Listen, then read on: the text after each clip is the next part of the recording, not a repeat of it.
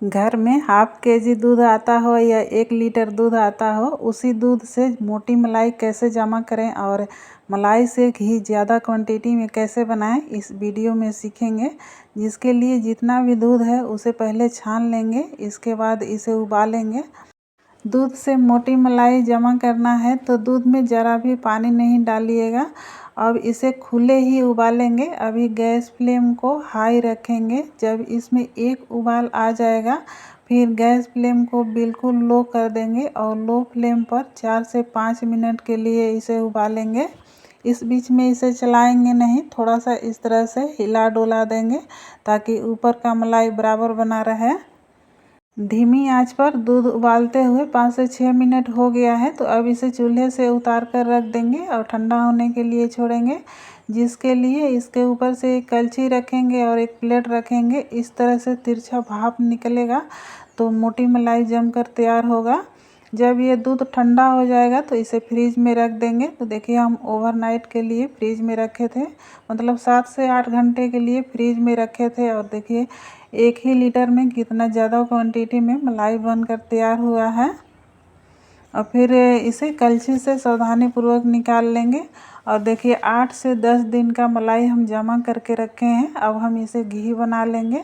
तो जिसके लिए हम एक थोड़ा सा बड़ा बर्तन लेंगे और इसमें सारे मलाई को पलट लेंगे।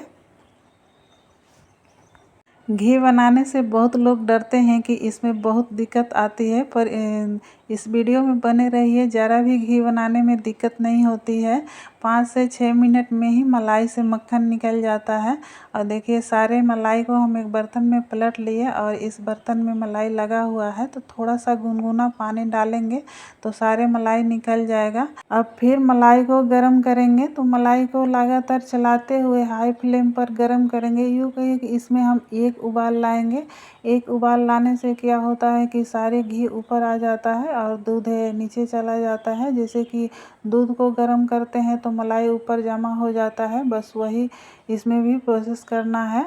तो इस तरह से तिरछा हम इसे ढक कर रखे थे, तो बहुत ही जल्दी थोड़ा सा ठंडा हो गया है। ज़्यादा ठंडा नहीं करना है। इस तरह से फिंगर डाल कर देखेंगे तो फिंगर इस दूध का गर्माहट सहन कर पा रहा है, उतना गर्म होना चाहिए। अब इसमें हम 2 बड़े चम्मच खट्टी दही डालेंगे। इससे क्या होता है कि इसका छाछ बनकर तैयार हो जाता है। और खट्टी दही डालने से मलाई से घी ज़्यादा क्वांटिटी में निकलता है। ये प्रक्रिया जो है पुराना है, दादी माँ लोग करती थी, उसी तरह से हम इसे बता रहे हैं। और इसे हम 8 घंटे के लिए ढक कर रखे थे। और देखिए किस तरह से दही जमकर तैयार हो गया है और कितना टाइट दही जमा है। और हम आप लोग को दिखा रहे हैं किस तरह से नीचे से दूध जमा हो गया है और ऊपर से मलाई है।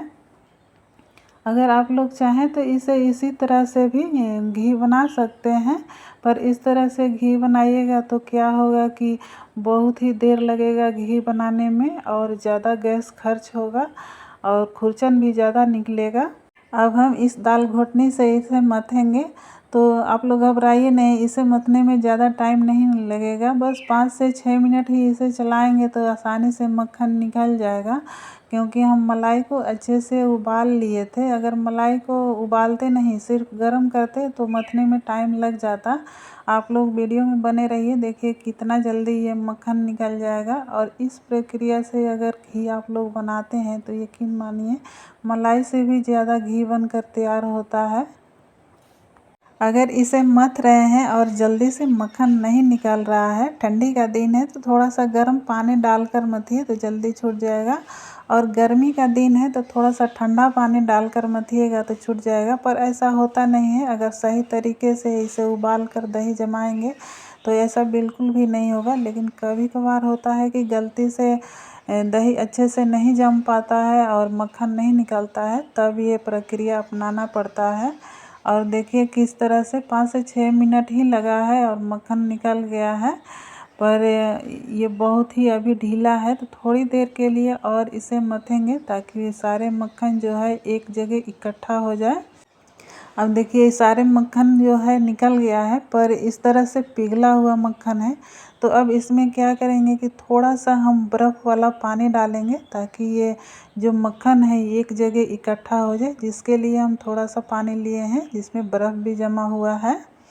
इसे डालते के साथ ही मक्खन टाइट होने लगेगा। इस तरह से चलाते रहेंगे, थोड़ी देर चलाएंगे तो मक्खन एक जगह इकट्ठा हो जाएगा। अगर आप लोग के पास बर्फ़ जमा हुआ पानी ना हो तो इस मक्खन वाले बर्तन को ही आधे से 1 घंटे के लिए फ्रिज में रख दीजिए, फिर मक्खन इकट्ठा हो जाएगा। मक्खन निकालने में आसानी होगा। पिघला हुआ मक्खन निकालिएगा तो अच्छे से निकल भी नहीं पाएगा और साथ में मट्ठा जो है ज़्यादा क्वांटिटी में मक्खन के साथ निकल जाएगा। ठंडे पानी डालने से देखिए मलाई किस तरह से एक जगह इकट्ठा हो गया। अब इसे निकालने में बहुत आसानी होगा, इसके साथ ज़्यादा मट्ठा नहीं निकलेगा। तो इसके लिए हम जिस कढ़ाई में इसे गरम करेंगे, मतलब घी बनाएंगे, उसी कढ़ाई में निकाल लेंगे। और आप लोग देख पा रहे होंगे कि 1 लीटर दूध से ही 8 से 10 दिन में कितना ज़्यादा क्वांटिटी में मक्खन निकल कर तैयार हुआ है। और इससे घी भी इससे ज़्यादा क्वांटिटी में बनकर तैयार होगा। आप लोग इस वीडियो में बने रहिए। अब मक्खन को थोड़ा सा दबा दबा कर थोड़ा बहुत जो मट्ठा इसके साथ आ गया है उसे निकाल लेंगे। अगर ये मक्खन के साथ रहेगा तो इसे बनाने में ज़्यादा टाइम लगेगा, यानी कि मट्ठा को जलाएंगे तो घी भी जल जाएगा। तो इस तरह से अच्छे से मट्ठे को निकाल लेंगे। अब इसे हाई फ्लेम पर गरम करेंगे। हाई फ्लेम पर इसे गरम करेंगे तो जल्दी से मट्ठे जल जाएगा, यानी कि 2 से 4 मिनट में ही घी बनकर तैयार हो जाएगा। तो देखिए हम गलती से छोटे कढ़ाई का चुनाव कर लिए हैं, मुझसे मिस्टेक हो गया है। मुझे भी नहीं लगा था कि इतना ज़्यादा क्वांटिटी में मक्खन निकल जाएगा। तो प्लीज़ आप लोग ये गलती मत कीजिएगा। जब भी आप लोग घी बनाइएगा तो थोड़ा सा बड़े बर्तन का यूज कर लीजिएगा। घी बनाते समय घी को बिल्कुल लो फ्लेम पर कभी नहीं बनाइएगा, नहीं तो ये मट्ठे जल्दी से जलेंगे नहीं और घी भी जल जाएगा। तो इसलिए इसे हाई फ्लेम पर बनाइएगा तो ये जल्दी से घी बनकर तैयार हो जाएगा। और इसे बनाते वक्त थोड़ी थोड़ी देर में चलाते रहेंगे ताकि इसमें का जो मट्ठा है वो कढ़ाई में चिपके नहीं, यानी कि खुरचन। और ये देखिए दल घुटनी में थोड़ा बहुत जो मक्खन लगा था तो हम इसी में इसे डुबा दिए और ये अच्छे से ये साफ़ हो गया। अब देखिए घी इस तरह से बनकर तैयार हो गया है। अगर इतना पर ही घी छोड़ दीजिएगा तो क्या होगा कि घी बहुत ही जल्दी ख़राब हो जाएगा, मतलब 1 से 2 महीना ही घी चलेगा। और थोड़ी देर के लिए और इसे पका लीजिएगा, यानी कि इसका जो मट्ठा है खुरचन उसको थोड़ा सा ब्राउन कर लीजिएगा तो ये घी टिकाऊ बन जाएगा। मतलब सालों साल भी रखिएगा तो घी खराब नहीं होगा। तो हम इसे थोड़ी देर के लिए और पकाएंगे। अभी इसका जो खुरचन है वो सफ़ेद है, थोड़ा सा बादामी कलर हो जाए, यानी कि गोल्डन हो जाए, इतना तक इसे पकाएंगे। थोड़ी ही देर बाद देखिए खुरचन इस तरह से जल गया है, यानी कि मट्ठा हल्का गोल्डन हो गया है और घी से पूरे बड़े बड़े बबल्स आ रहे हैं, पूरा झाग हो गया है। तो अब ये घी बनकर तैयार हो गया है। गैस फ्लेम बंद कर देंगे और इसे चूल्हे से उतार कर रख देंगे। ये घी को चूल्हे से उतारने के बाद भी इसमें उबाल आते रहता है, यानी कि घी पकते रहता है। देखिए किस तरह से अभी इसमें उबाल आ रहा है। और देखिए मट्ठे, जिसे कुछ लोग मलाई भी बोलते हैं या खुरचन भी बोलते हैं, वो बिल्कुल जल गया है, गोल्डन हो गया है। बस इसी तरह के घी बनाइएगा तो ये सालों साल घी चलेगा, बिल्कुल भी ख़राब नहीं होगा और दानेदार घी बनकर तैयार होगा। अब इसे ठंडा होने के लिए छोड़ देंगे। तो इसी तरह से खुले में नहीं छोड़ेंगे। इसके लिए हम इसके ऊपर से एक कलछी रखेंगे और एक पतला कपड़ा से ढक कर छोड़ देंगे ताकि ये जल्दी से ठंडा हो जाए। अगर आप लोग इस तरह से नहीं ढक सकते तो कोई जाली वाले बर्तन से ढक दीजिएगा।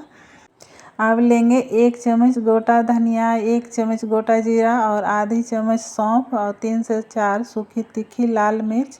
इन्हें बिल्कुल लो फ्लेम पर लगातार चलाते हुए खुशबू आने तक और कलर चेंज होने तक भून लेंगे। देखिए इस तरह से। फिर एक प्लेट में इसे पलट देंगे। जब ठंडा हो जाएगा तो पाउडर बना लेंगे। फिर उसी बर्तन में आधा कप सूजी डालकर धीमी आंच पर ही लगातार चलाते हुए भून लेंगे। सूजी को लगातार चलाना ज़रूरी है। अगर लगातार नहीं चलाएंगे तो कहीं से ये जल जाएगा और कहीं से भुनाएगा नहीं, फिर मिठाई अच्छा नहीं बनेगा। सूजी भूनते भूनते देखिए इस तरह से कलर आ गया है, ये गोल्डन कलर आ गया है। कैमरा में थोड़ा हल्का दिख रहा है। तो अब इसे एक बाउल में पलट लेंगे। फिर इसमें 1 कप गुनगुना दूध डालेंगे। ज़्यादा खौलाया हुआ दूध नहीं होना चाहिए, गुनगुना होगा। थोड़ी सी डालकर इसे मिला लेंगे। फिर सारे दूध डालकर लम्स ख़त्म होने तक इसे मिला लेंगे और इसे ढककर 10 से 15 मिनट के लिए रख देंगे ताकि सूजी अच्छे से फूल जाए। अब ये जो मक्खन से मट्ठा निकला था उसका छाछ बना लेंगे। इसे वेस्ट नहीं करेंगे, फेंक नहीं सकते। तो इसमें धनिया जीरा सौंफ का पाउडर 1.5 टीस्पून डालेंगे और 1 टीस्पून काला नमक डालकर इस तरह से मिला लेंगे। तो ये छाछ बनकर तैयार हो गया। इस मट्ठे से दही बड़े भी बना सकते हैं, बहुत ही स्वादिष्ट दही बड़े बनकर तैयार होते हैं और छाछ भी बहुत स्वादिष्ट लगता है। तो देखिए हम इसे 2 गिलास में भर लिए। अब घी ठंडा हो गया है तो इसे भी जार में छान लेंगे, जिसके लिए इसे टच करके देखेंगे। ये पूरी तरह से ठंडा होना चाहिए क्योंकि हम इसे कांच के जार में भर रहे हैं। अगर कांच के जार में गरम गरम घी डालिएगा तो कांच टूट भी सकता है। तो ये बात का ध्यान रखिएगा कि अगर घी को कांच के जार में छान रहे हैं तो घी पूरी तरह से ठंडा होना चाहिए। और इसे जब छानिए तो इसे छानने के लिए मोटे वाला छन्नी का उपयोग नहीं कीजिए, नहीं तो जो बारीक खुरचन है वो छन्नी से घी में गिर जाएगा छानते वक्त, जो कि घी का स्वाद खराब लगने लगेगा। तो इस तरह छन्नी का भी चुनाव बारीक वाला ही कीजिएगा, जिससे कि घी एकदम पूरा अच्छे से छन जाए। तो देखिए इस तरह से थोड़ा ही खुरचन निकला है, तो हम इसे पूरा निचोड़ कर नहीं छान रहे हैं क्योंकि हम इस खुरचन से मिठाई बनाने वाले हैं। अगर आप लोग मिठाई नहीं बनाइएगा तो थोड़ा सा इसे ज़्यादा दबाकर खुरचन को छान लीजिएगा। और देखिए कितना ज़्यादा क्वांटिटी में घी बनकर तैयार हुआ है। 1 केजी से भी ज़्यादा ये घी बनकर तैयार हुआ है। अब बना लेते हैं मिठाई। तो ये देखिए सूजी बिल्कुल अच्छे से फूल गया है और देखिए खुरचन कितना कम क्वांटिटी में निकला है। अब इसी खुरचन में फुलाए हुए सूजी को डाल देंगे और अब गैस फ्लेम को ऑन करेंगे और मीडियम फ्लेम पर इसे 2 से 3 मिनट के लिए भूनेंगे। फिर गैस फ्लेम को बिल्कुल लो कर देंगे। इसे लो फ्लेम पर लगातार चलाते हुए भूनेंगे। अगर लगातार नहीं चलाएंगे तो ये बर्तन में बहुत ही जल्दी पकड़ लेगा और ये मिठाई इतना टेस्टी बनकर तैयार होता है कि आप लोग जब भी घी बनाइएगा तो ये मिठाई बनाने का ज़रूर सोचिएगा। और सूजी को इतना भूनेंगे कि इसका दाने अलग अलग हो जाए। अब गैस फ्लेम को बंद कर देंगे और इसे छोड़ देंगे ठंडा होने के लिए। अगर इसे बनाने का ज़्यादा जल्दी है तो इसे अलग बर्तन में ठंडा कर सकते हैं। फिर आधा कप चीनी लेंगे और इसे पीस कर पाउडर बना लेंगे। इधर देखिए ये सूजी भी बिल्कुल ठंडा हो गया है। इसे हाथ से टच करके देख लेंगे कि ये ठंडा हुआ है कि नहीं। जब ये पूरी तरह से ठंडा हो जाएगा तभी इसमें चीनी मिलाइएगा। अगर ये गर्म रहेगा और चीनी डालिएगा तो क्या होगा कि चीनी पिघलने लगेगा।